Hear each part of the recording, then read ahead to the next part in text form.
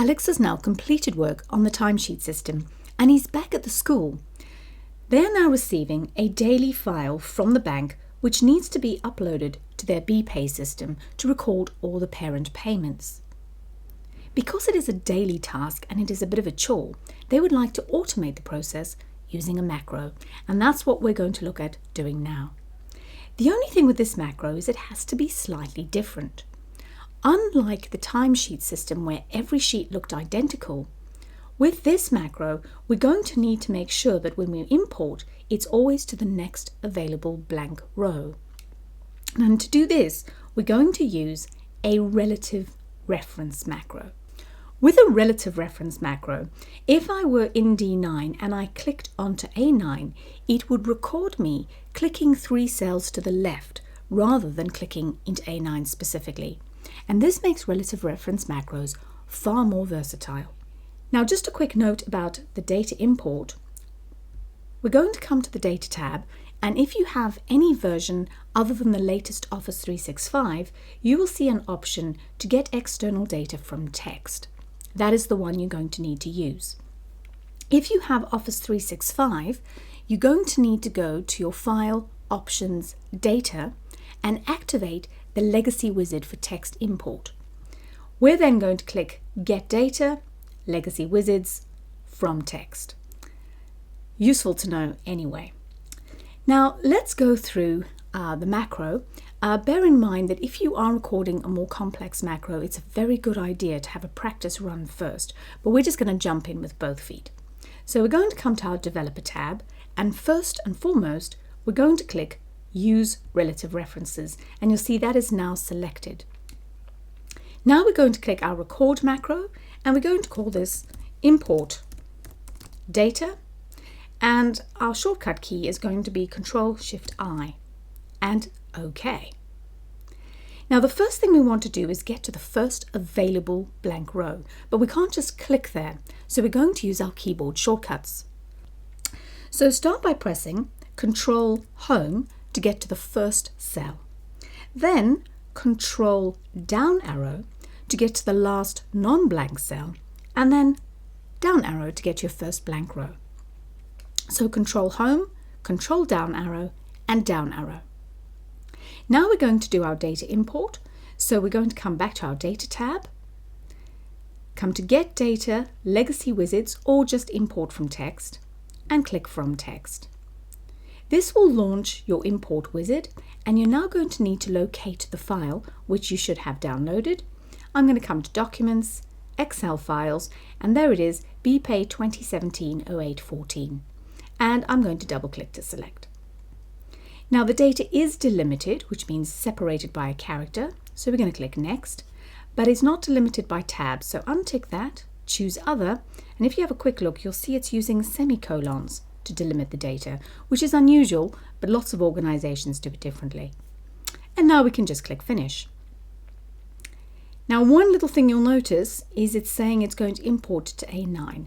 That could be a problem, but we'll come and sort that out in a moment, so just say OK. The data has been imported, but it's pulled in this header information, which we don't want. So now again, using our shortcut keys, we're going to hold our Shift down and press our right arrow until we've got to just under the amount. And then our down arrow twice. So we've now selected all the cells we want to remove.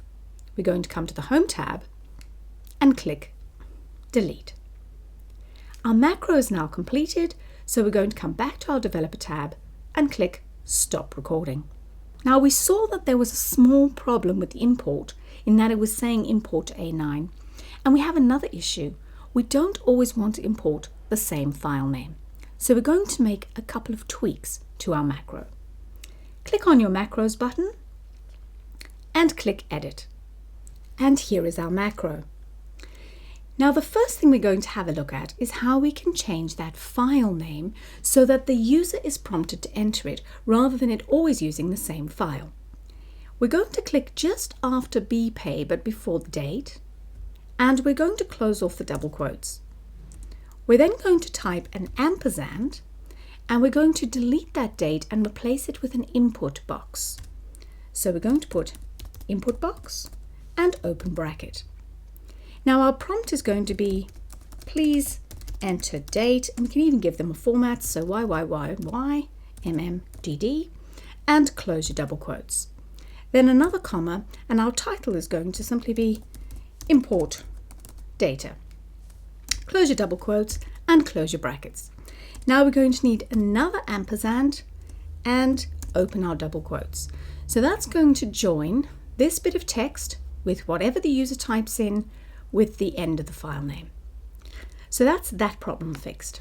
But we also need to fix this little problem, range A9. That's very specific. So we're going to delete that from the range A9 to the first bracket, and we're going to replace it with active cell. And that simply tells the macro whichever cell we happen to be clicked on. And we've just spent a little bit of time making sure that we're clicked on the correct cell. So that will solve that problem. Great, now let's test the macro. So Alt F11 or click back into your workbook, and let's test this. So click away any random cell you like, and we're going to press our shortcut key. So we're going to say Control-Shift-I, and this time we'll use the next file. So this is going to be 2017-08-15, and click OK. Oh dear, what has happened here? Well, when there's a problem in your macro, the VB editor will offer you the option to debug, which means correct the problem. So we're going to click the debug button, and it will immediately go to the line that's causing the error. This may be because of something you've typed in by mistake, or in this particular case, it's actually a bug in Excel itself. There is no command type 0. So very easily fixed. We're going to click just before the dot command, and we're going to put in our comment. So a little apostrophe and click away. And it has immediately jumped to the next line of code as comments are not executed.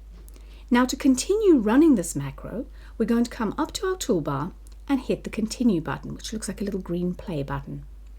And that seems to have worked fine. Let's go back into our workbook to check. So Alt F11, and you can see our macro is now started at the next available blank line and run perfectly. So that is how you can record a relative reference macro, which allows you to do far more complex and versatile operations. Start thinking about how you might be able to apply macros to automate procedures in your own workplace. And don't forget to do this week's practice challenge.